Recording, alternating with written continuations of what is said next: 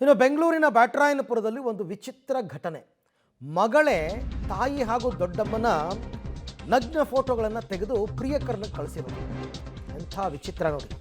ತಾಯಿ ಮತ್ತು ದೊಡ್ಡಮ್ಮನ ನಗ್ನ ಫೋಟೋ ತೆಗೆದಿದ್ದಾರೆ ಮಗಳು. ಬಳಿಕ ಪ್ರಿಯಕರನಿಗೆ ಫೋಟೋ ಕಳಿಸಿದಳು ಆಕೆ. ಬೆಂಗಳೂರಿನ ಬ್ಯಾಟರಾಯನಪುರದಲ್ಲಿ ನಡೆದಿರೋ ಘಟನೆ. ಈಗ ಮಗಳ ವಿರುದ್ಧವೇ ಪೊಲೀಸ್ ಠಾಣೆ ಮೆಟ್ಲೇರಿದಾಳೆ ತಾಯಿ.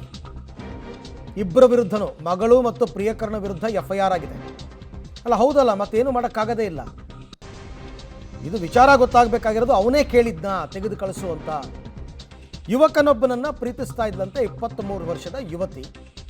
ಈ ವಿಚಾರ ತಿಳಿದ ಪೋಷಕರು ಮಗಳ ಮೊಬೈಲ್ ಪರಿಶೀಲನೆ ಮಾಡಿದ್ದಾರೆ. ಸುಮ್ಮನೆ ಮಾಡಿದ್ದಾರೆ.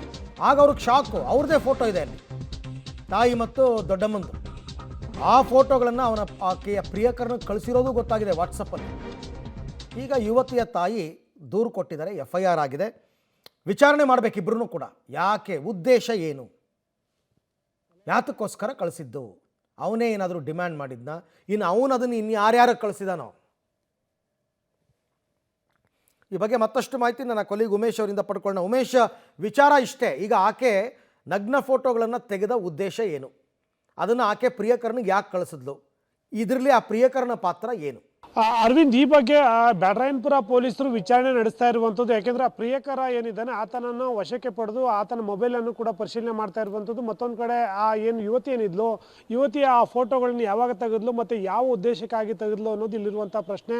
ಅದೇ ಕಾರಣಕ್ಕೆ ಇವಾಗ ಪೋಷಕರು ಕೂಡ ಮಗಳ ವಿರುದ್ಧ ಮತ್ತು ಆಕೆಯ ಪ್ರಿಯಕರ ಏನಿದ್ದಾನೆ ಅವನ ವಿರುದ್ಧ ಬ್ಯಾಟರಾಯನಪುರ ಪೊಲೀಸ್ ಠಾಣೆಯಲ್ಲಿ FIR ದಾಖಲು ಮಾಡಿರುವಂಥದ್ದು. FIR ದಾಖಲು ಮಾಡಿಕೊಂಡ ನಂತರದಲ್ಲಿ ಪೊಲೀಸರು ಕೂಡ ಮೊದಲಿಗೆ ಆ ಮಗಳನ್ನು ವಿಚಾರಣೆ ಮಾಡುವಂಥ ಕೆಲಸ ಮಾಡಿದ್ದಾರೆ. ಆ ಸಂದರ್ಭದಲ್ಲಿ ನಾನು ಯುವಕನೊಬ್ಬನನ್ನು ಪ್ರೀತಿ ಮಾಡ್ತಿದ್ದೀನಿ, ಆತನ ಜೊತೆ ಮಾತಾಡ್ತಿದ್ದಂಥ ವೇಳೆಯಲ್ಲಿ ಸಲುಗೆ ಬೆಳೆದು ನಂತರದಲ್ಲಿ ನಿಮ್ಮ ತಾಯಿ ಫೋಟೋ ಕಳಿಸಿ ಹೇಗಿದ್ದಾರೆ ನೋಡಬೇಕು ಅಂತ ಕೇಳಿದ ವೇಳೆಯಲ್ಲಿ ಫೋಟೋ ಕಳಿಸಿದ್ದೀನಿ ಅಷ್ಟೇ ಅಂತ ಹೇಳ್ತಾ ಇರುವಂಥದ್ದು. ಆದರೆ ಆಕೆ ಹೇಳಿದ್ದಕ್ಕೆ ಇದಕ್ಕೆ ಮ್ಯಾಚ್ ಆಗ್ತಾ ಇಲ್ಲ. ಯಾಕೆಂತಂದರೆ ಆಕೆ ತನ್ನ ತಾಯಿಯ ಬೇರೆ ಫೋಟೋ ಕಳಿಸಿದರೆ ಬೇರೆ ರೀತಿ ಕಾಣ್ತಾ ಇತ್ತು. ಆದರೆ ಆಕೆಯ ಖಾಸಗಿ ಫೋಟೋಗಳನ್ನು ಕಳಿಸಿರುವಂಥದ್ದು. ಅದ್ರ ಜೊತೆಗೆ ಆಕೆ ದೊಡ್ಡಮ್ಮ ಏನಿದ್ದಾರೆ ಅವರ ಖಾಸಗಿ ಫೋಟೋಗಳನ್ನು ಕೂಡ ಯಾವ ಕಾರಣಕ್ಕಾಗಿ ಕಳಿಸಿದ್ರು ಅನ್ನೋದು ಇಲ್ಲಿರುವಂಥ ಪ್ರಶ್ನೆ. ಮತ್ತು ಪೊಲೀಸರಿಗೆ ಮತ್ತೊಂದು ಕೂಡ ಅನುಮಾನ ಇರುವಂಥದ್ದು, ಆ ಪ್ರಿಯಕರ ಏನಿದ್ದಾನೆ ಆತ ಯುವತಿಗೆ ಏನಾದರೂ ಬ್ಲ್ಯಾಕ್ ಮೇಲ್ ಮಾಡಿ ಈ ರೀತಿಯ ಫೋಟೋಗಳನ್ನು ತರಿಸ್ಕೊಂಡು ಆತ ಏನು ಮಾಡ್ದ ಅನ್ನೋದು ಪೊಲೀಸರಿಗೆ ಇನ್ನೂ ಕೂಡ ಗೊತ್ತಾಗಿಲ್ಲ. ಆ ನಿಟ್ಟಿನಲ್ಲೇ ಆ ಪ್ರಿಯಕರನ್ನು ವಶಕ್ಕೆ ಪಡಿಬೇಕಾಗಿದೆ. ವಶಕ್ಕೆ ಪಡೆದ ನಂತರದಲ್ಲೇ ಈ ಎಲ್ಲ ಪ್ರಶ್ನೆಗಳಿಗೂ ಕೂಡ ಉತ್ತರ ಸಿಗಬೇಕಾಗಿದೆ. ಸದ್ಯಕ್ಕೆ ಯುವತಿ